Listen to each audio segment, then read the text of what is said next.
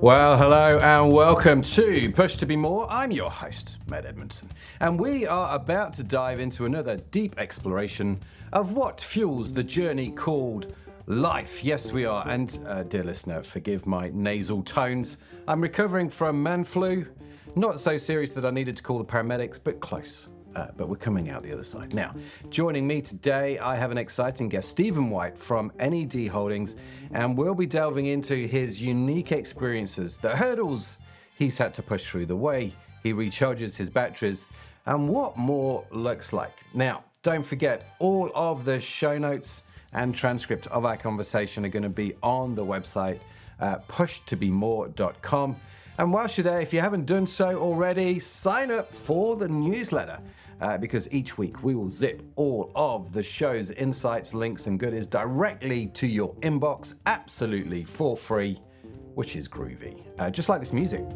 Oh yes, love the music playing in the background here. Now this episode is proudly powered by Orion Media, the magic behind the scenes that lets entrepreneurs and business leaders like you and me amplify our voices by hosting our own unique podcast. Why on earth would you want to start your own podcast? That is a great question. Now, let me tell you, my podcast journey itself has been amazing, fantastic, and brilliant. It's not just about the audience, it's about the people you connect with, the guests, like Stephen, who we've got coming on the show. It's given me a great platform to celebrate my customers, my team, my suppliers, and created a ripple of impact way beyond what I could have imagined, trust me. But I get it, the tech stuff can feel daunting, setup, distribution, and I mean, the whole strategy thing, there's a whole bunch of things that might not make any kind of sense to you. And who on earth wants to get tangled up in production? Well, that's where Orion Media steps in. They are the backstage crew that make sure your show goes on flawlessly. You get to do what you love, which is chatting to amazing people, and Orion Media gets to take care of all the nitty-gritty for you. So if you've been wondering whether podcasting is the missing puzzle in your marketing strategy, it's time to have a chat with Orion Media. Check them out at orionmedia.com. That's AURION media.com. That is the amazing Orion Media. Now, with over 20 years in the game, Stephen is a seasoned investor and turnaround maestro in the B2B software sphere. After a victorious exit from QADEX in 2023, he is now at the helm of NED Holdings, steering underperforming businesses towards profitable shores. Oh yes, always on the prowl for new investment adventures, Stephen is the guiding force behind a burgeoning portfolio of tech success. That's an impressive bio there, Stephen. Welcome to the show. Great to have you, man. How are you doing? Thank you very much, Matt. It sounds so impressive. I don't believe it. It's never. It's not quite as good as you've made it sound. We never live up to the hype, do we? In our own bios, it's quite funny. But you know, it's good to have a go. Now, before we get into the conversation, it's fair to say that you were introduced to the show by David Johnston, who has also been a guest on the show, previous guest. How do you know David?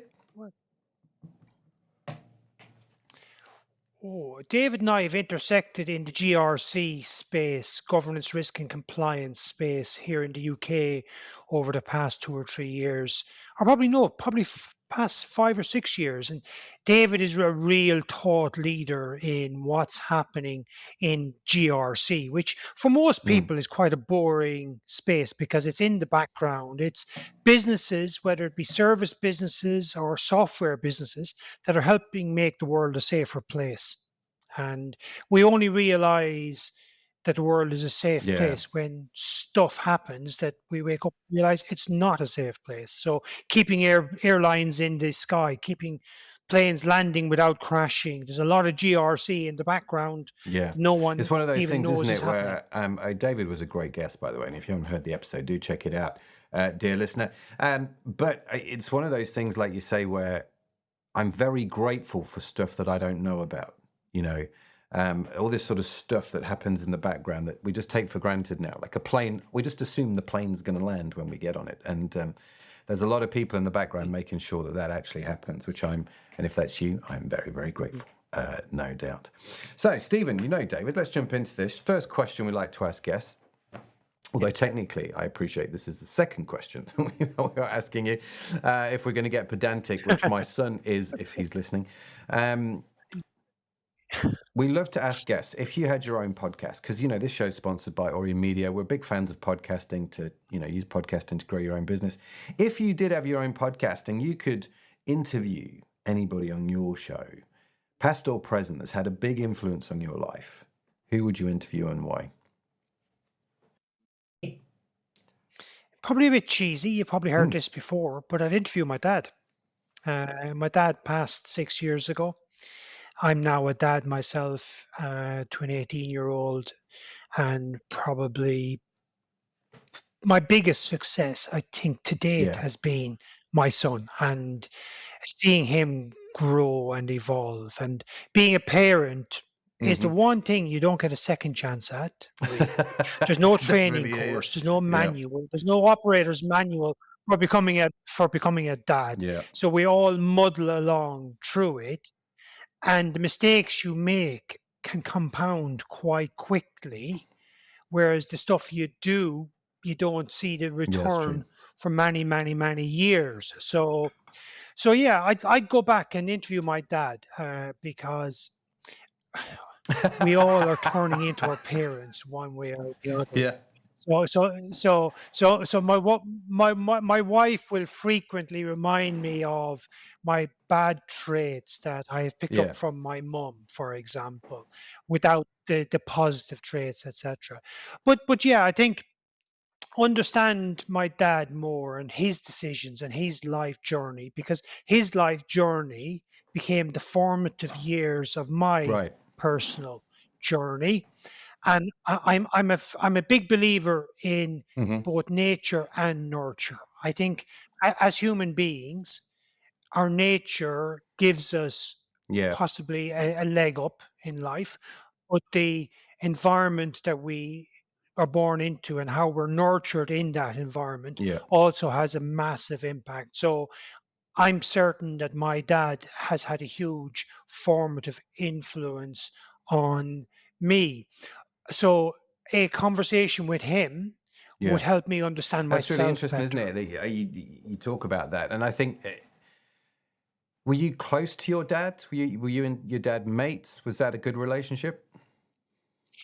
I- Yeah, Mm. we were always very, very close. We were always good friends. But when I suppose I'm coming towards the end of my Mm-hmm. parenting journey with my son being 18, and as I frequently remind him, he'll be leaving next year, and we'll be pushing him out to fly on his own, and we will not Yeah. we will not be boomerang parents, fingers crossed.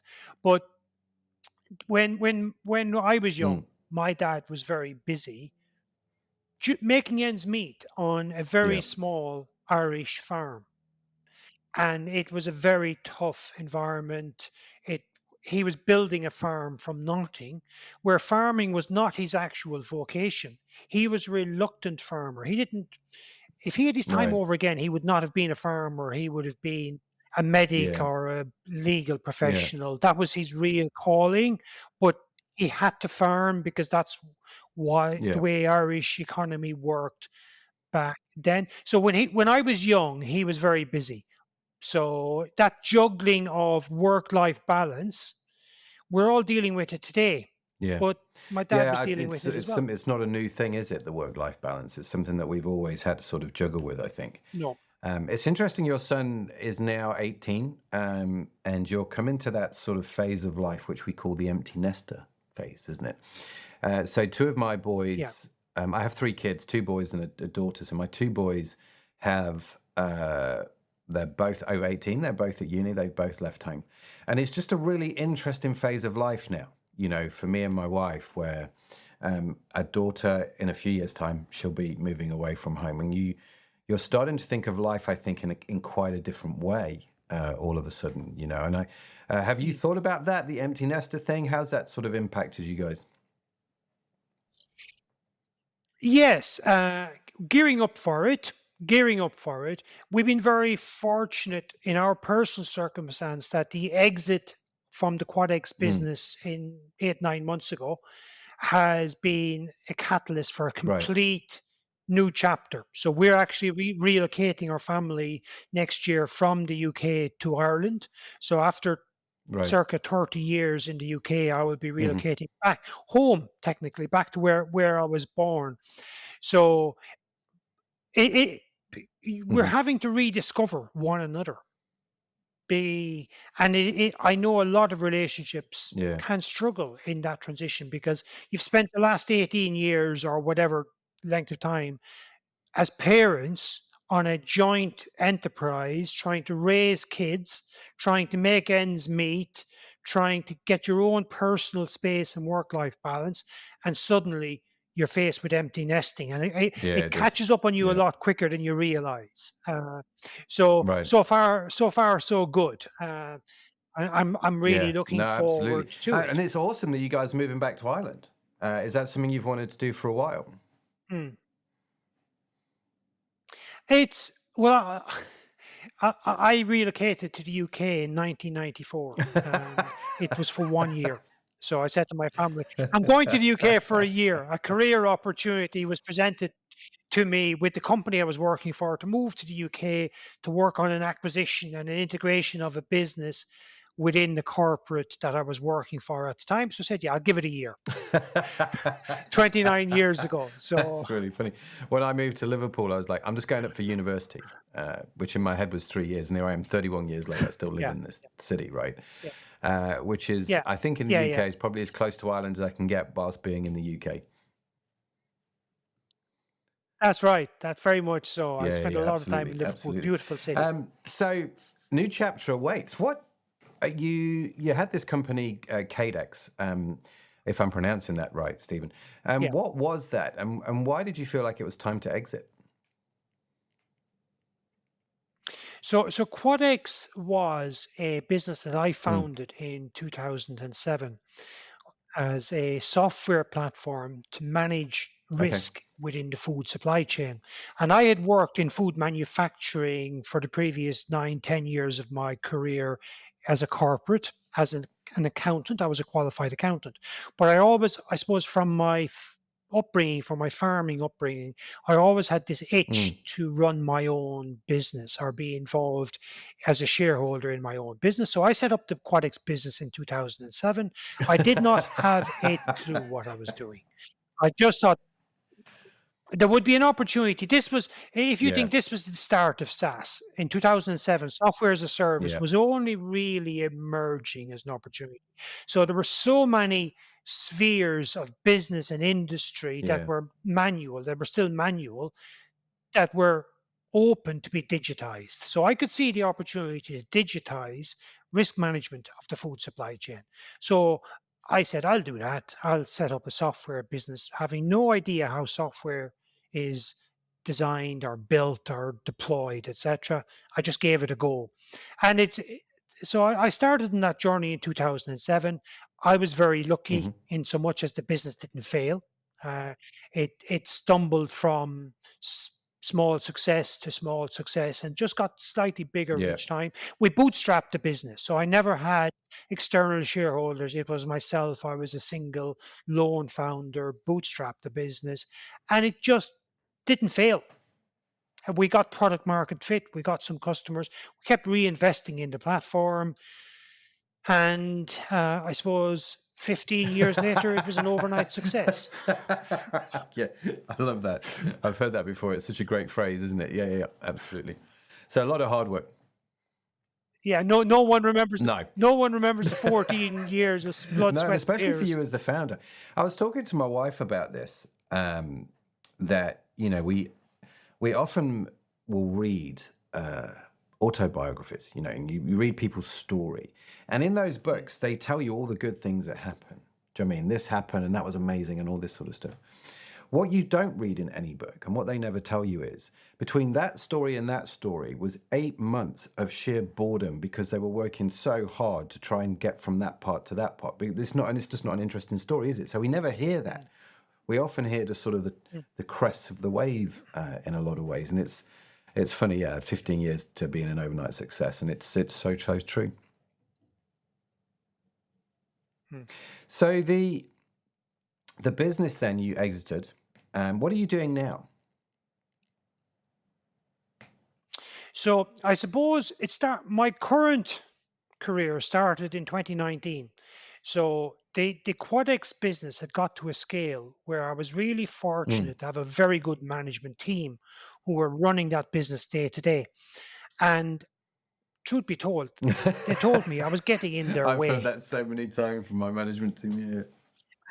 And and and the individuals, the team were better at everything than I was.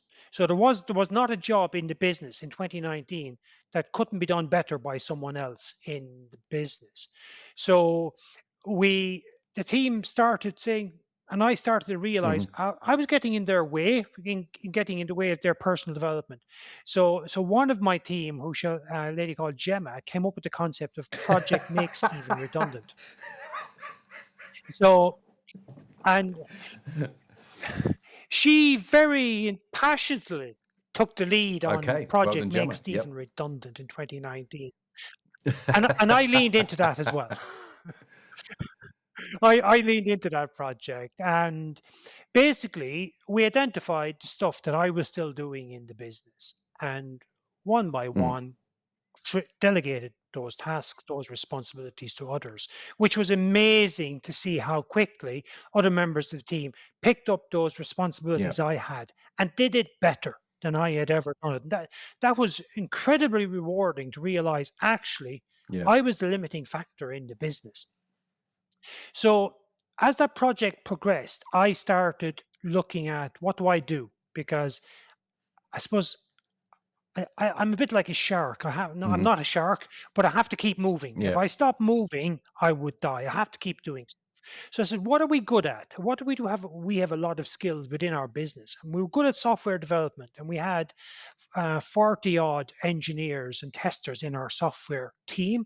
So I said, okay, right, maybe we could acquire Mm. other software businesses and help them become successful. And that started with our first small acquisition in 2019. And we've gone on and subsequently done 7 acquisitions between 2019 and to date. And that has now become NED Holdings, which is basically a buy and build and Hmm. invest platform around Okay. B2B And software is that businesses. any B2B software business, or are you sticking to a specific niche like the food industry or? Mm. No, any B2B software, because B2B Yeah. software is quite a niche in its own right. So we will not look at business to consumer software because I am the most unfashionable guy in the world. I always miss fashion trends Hmm. and always wear the wrong clothes and are always unfashionable. So we steer clear of business to consumer. But business to business, I suppose the business sales cycle and how to sell to businesses and how to support businesses Mm. and how to make money from selling and supporting to businesses, whether it be software as a recurring revenue or professional services aligned to software.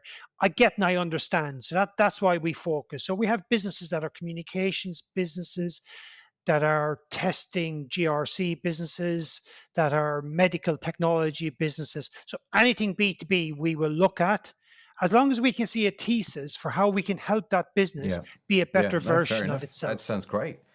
And I just want to go back to Project Make Stephen Redundant, right? Because um, this is an interesting thing. When I was working, my one and only job where I wasn't my own business, I was working for a guy called Simon. And Simon has been on the show, Simon O'Shaughnessy, one of my very first guests, still a very, very good friend of mine. Love the man to bits. We catch up every month. He now lives in New Zealand, and I'm stuck in Liverpool. So, slightly jealous, if I'm honest with you, Stephen. But Simon decided he was going to sell the business, so he wanted to not. He wanted to step away from it so the business could function without him, and he went away. I think for like 4 or 5 weeks, and this was, he told me this, so I took this literally. Um, so by the time he came back 5 weeks later, he had no office. I'd taken away his office and all his toys. In fact, I'd put myself in his office, and I'd given him a little desk space right at the back of the right at the back of the building, away from everything and anyone, so he just couldn't interfere. Yeah. Um, and whilst I did what I took literally what he said. He wasn't actually that happy because it just hit him all of a sudden. Actually, this is what it really means. So I'm kind of curious, when was it Gemma that did the project Make Stephen Redundant? How did you feel about that? I felt great because w- as I realized that each Mm, responsibility I had was being done hmm. better to a higher standard when it was delegated to a member of the team. It was that really made me Hmm. realize that I was a limiting factor. And I've always had this drive for continual improvement. No matter how good something Yeah, is, I want it to be better. So it's a perennial, and I suppose I have OCD tendencies as well. But it was this realization that whether it be sales or finance or marketing, other members of the team were yeah, better at it than I was. That then it was crazy for me to keep doing stuff. And if anything, if I had delegated stuff earlier, we yeah, would have achieved yeah. more It's as a very true. business. And I think for a lot of people, a lot of business leaders, that idea that someone in the business can do it better than you, we can mentally go, that sounds great. But actually, emotionally, I think it can make entrepreneurs and leaders feel a little bit insecure. Do you know what I mean?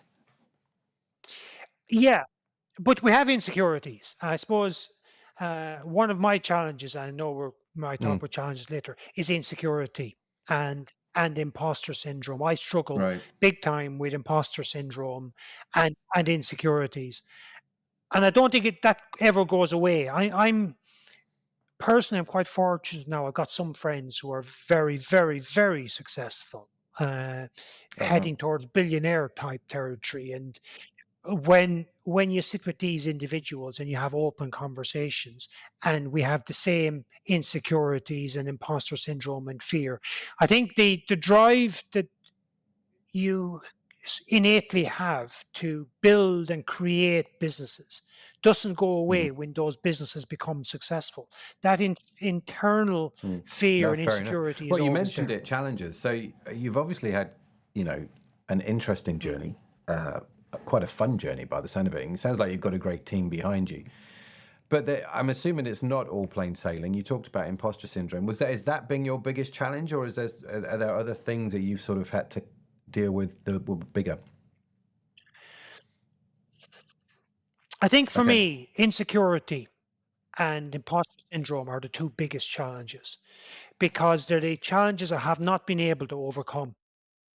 So the building a business, and anyone who's on here who has built and exited a business or is currently on their journey of building their business will know that Yeah. you're being hit with challenges every day, every week, every month.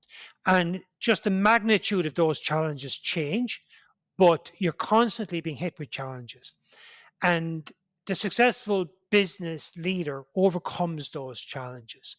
And there's too many. The mistakes, the other Yeah. challenge is learning from mistakes and not getting hung up on your mistakes, because the mistakes I've made so many mistakes, and some of them very, very, very big mistakes, Mm. but I'm able to move on from that. But the challenges I've not personally been able to overcome is imposter syndrome and insecurity. I I know I am Hmm. successful as a business person. I've achieved quite a bit with my business career.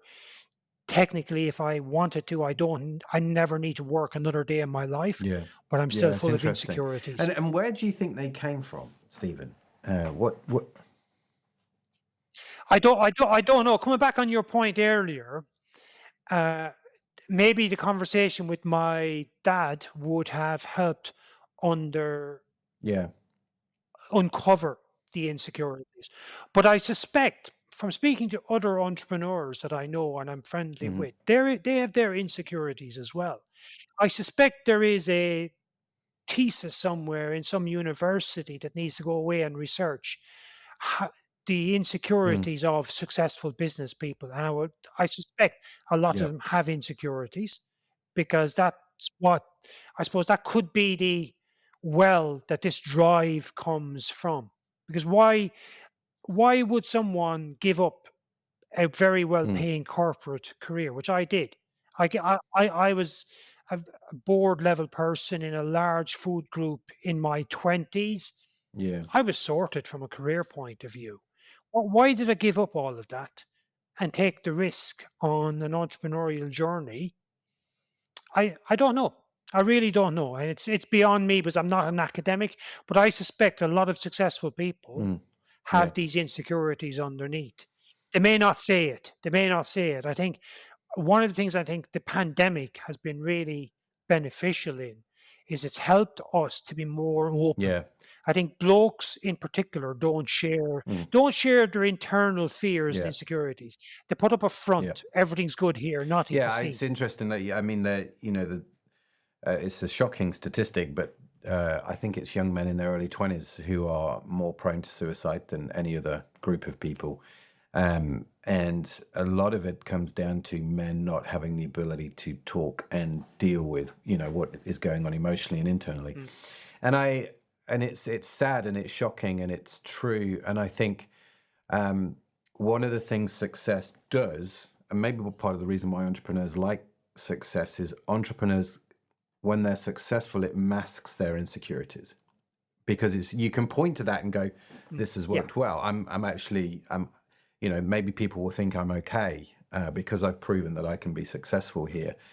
And the other thing that I've noticed with entrepreneurs, and again, not true for everybody, I'm definitely not a psychologist, but one of the things that I've noticed is that we work very hard and to be successful because maybe that's the only thing in life that is giving us validation for ourselves, right? So especially, Mm.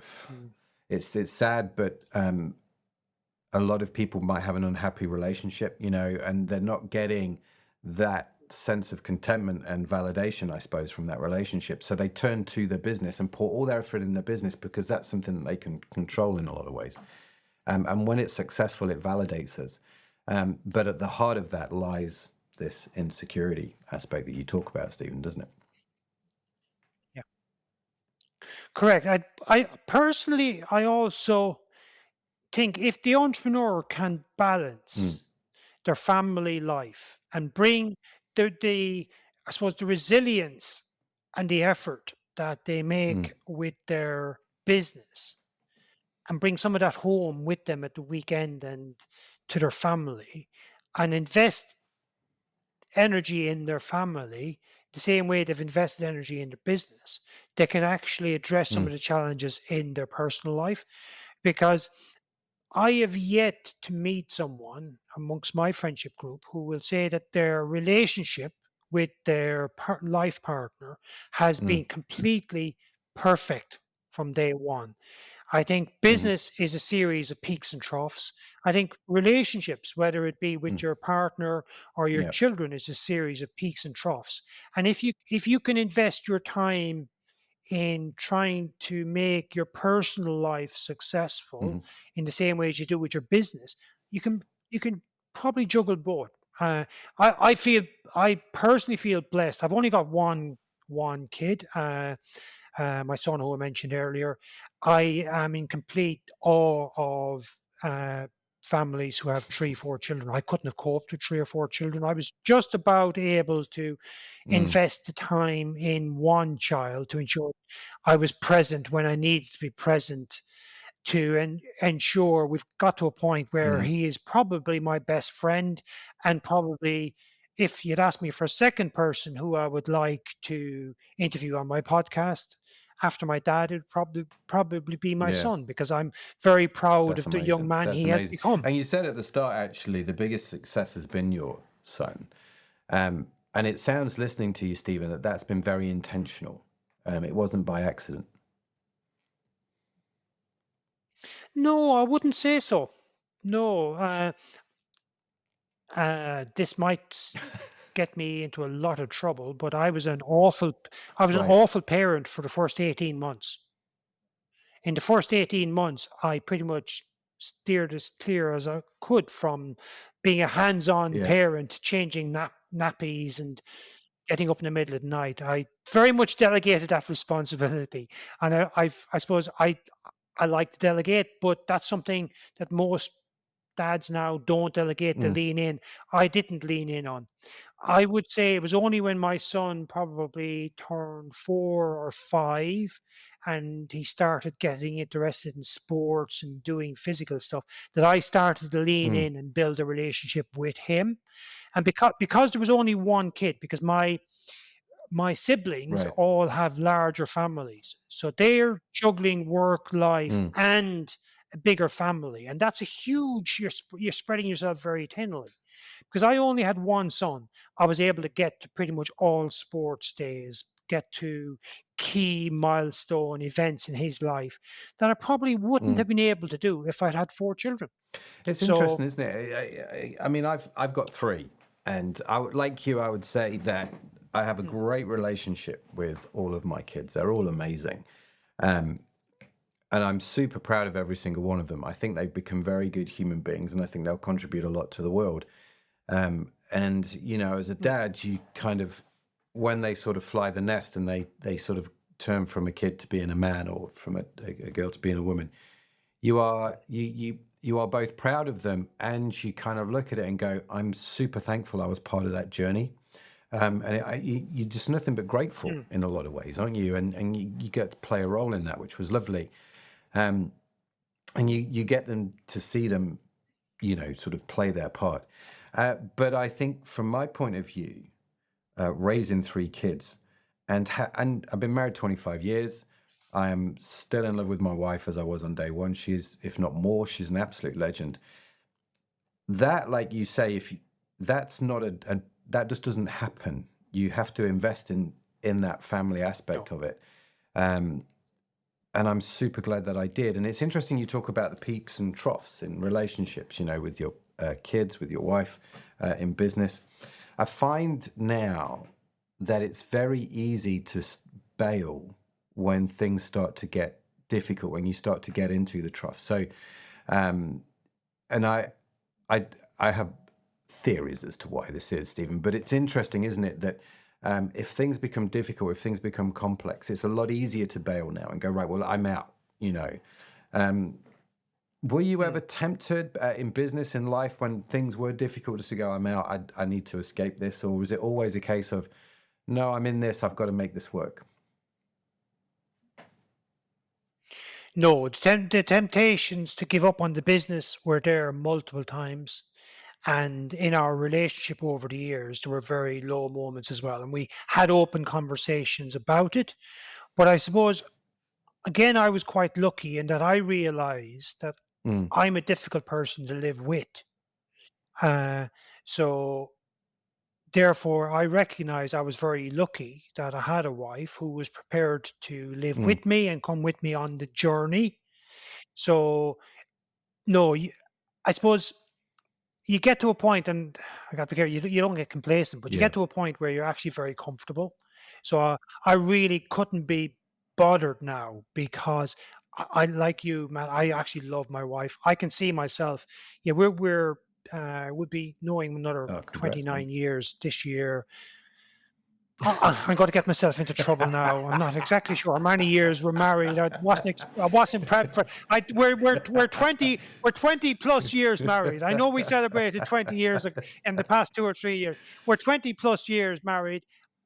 I think it's 21st of April is our anniversary. I'm shit with stuff like that. But I suppose what I'm very comfortable saying is I'm Yeah, looking forward to the next 20 years with good my wife. recovery. And I think that'll probably see me out because if she puts up with me for another 20 years, that's going to take me into my early 70s. If I Yeah, survive till then, absolutely. it'll be No, a good innings I totally anyways. agree. Totally agree. Well, congratulations. I mean, it's lovely to hear, and uh, super, super awesome. So, all this stuff is going on. Obviously, you're working hard in business, Stephen. One of the things we love to ask guests is how do you recharge your batteries personally? How do you do that? Because it sounds like there's a lot going on. Um, do you do anything intentional, Mm, or is it just happenstance? yeah. Walking. Okay. I do a lot of walking with the dog. Uh, And some Hmm. of my best thinking is when I'm out walking. Uh, Put headphones on, listen to some good music, listen to some podcasts or audible books, etc. So walking is fantastic from a recharging point of view. But as I mentioned earlier, Yeah. I'm a bit of a shark. I have to keep moving the whole time. I can say this now, having exited QuadEx earlier this year. I've actually gone back to my childhood Okay. love of driving tractors. So some people sell their businesses and buy a Ferrari or You buy a bought a villa in the tractor. Med somewhere. I bought a tractor and I go Fantastic. tractoring.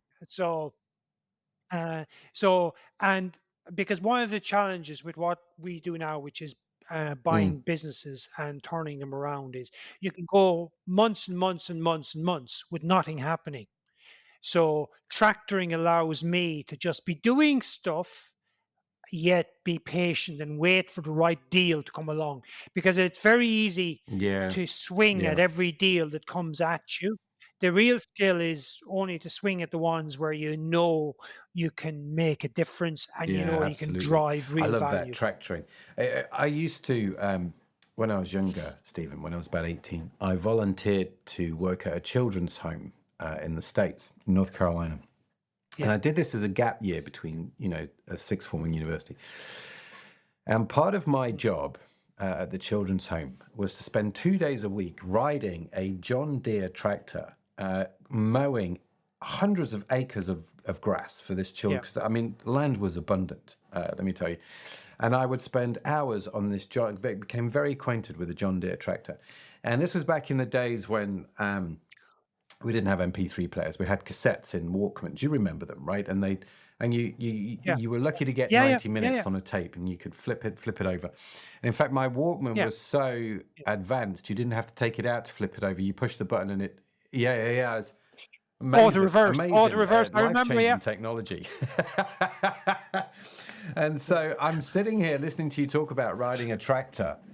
And I'm thinking, you know what? That's taken me back, because they were some of the best days. You knew you would spend 2 days just listening to music, thinking, just riding up and down in the North Carolina sunshine, just up and down those fields without any agenda. And it was stunningly amazing. And so I just need to find someone with a field that I can ride a tractor up and down, right?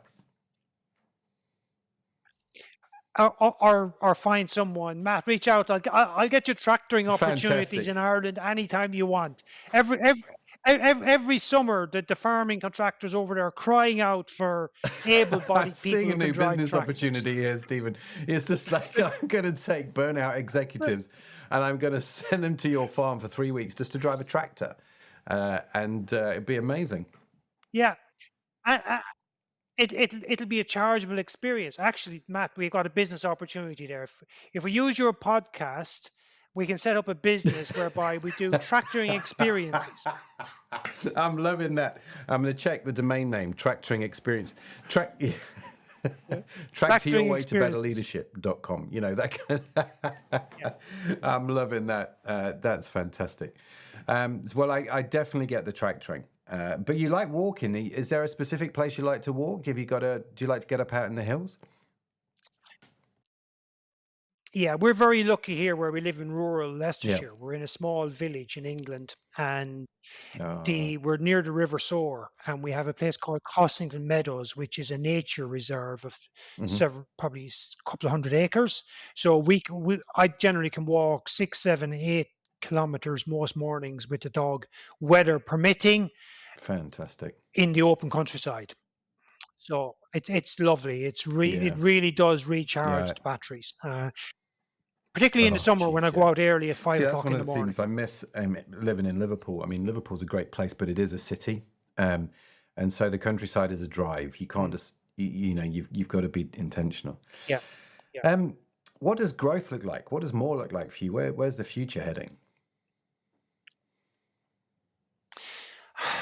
Growth is continuing to be free, which I am, and pursue whatever projects I want to pursue.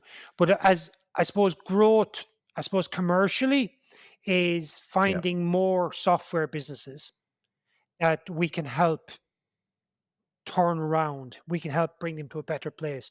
There are some, we all know the very successful software businesses, but there's a lot of software businesses and software founders who are just about surviving. They're not enjoying their business, they're not making good money running their businesses, etc. We're able to work with those teams and transition Mm, those businesses to be successful, growing, fantastic. profitable businesses. So it's finding more of those opportunities and then developing the team, because I'm very fortunate again to have a really good leadership team Mhm. around me. I've got a fantastic chief operating officer, chief technical officer, chief financial officer, helping them develop and grow and helping their teams develop and grow. I suppose one of my, I suppose, mm, MOs or Yeah. is do as little as possible. Delegate, delegate, delegate. I do as little as possible so I can be off walking the dog or thinking about stuff or tractoring, etc. And let the team deliver stuff, because again, they're better at it than me because I flit all over the place. So yeah, growth is find more businesses, more opportunities where we can turn Mm. businesses around, but we're not in any rush. We're not in any rush. We'll wait Yeah, till the fair right enough. opportunity Fair. presents What sort of itself. businesses do you work well with? I mean, if anyone's listening, what's the sort of criteria, I suppose, that you're thinking about when you're looking for companies? So generally now we're looking at businesses that have a minimum of 1 Hmm. million pounds recurring revenue. Smaller than Mm. that, and they're just too small. They will have a team of people already in the business running the business or actively involved day to day. So we can basically enable that team to deliver what they Mm. want to deliver in that business, give them the tools, give them the resources. So typically, when we acquire a business or invest in a business, we meet with each of the individuals, every person in the business currently, and ask them two key questions. Mm. What's the business doing really well that we need to preserve? And what could the business do better? And those two questions gives us the roadmap for what we need to do with that business going forward. Because what we have found in our past 3 or 4 acquisitions is the existing team in the business knows Yeah. what needs to be fixed in that business, what that business needs to do to get to a better place. So all we do is identify that, agree those with the team, and then give them the tools, give them the resources, and give Yeah. them the time to do that, and Hmm. then get out of their way and be patient. So it will generally take at least 1 year for a business to be stabilized, then another year or two for it to start on a growth path, and then 5 to 10 years down the road, you will Mm. have created a Yeah. fantastic business, but you have to be patient.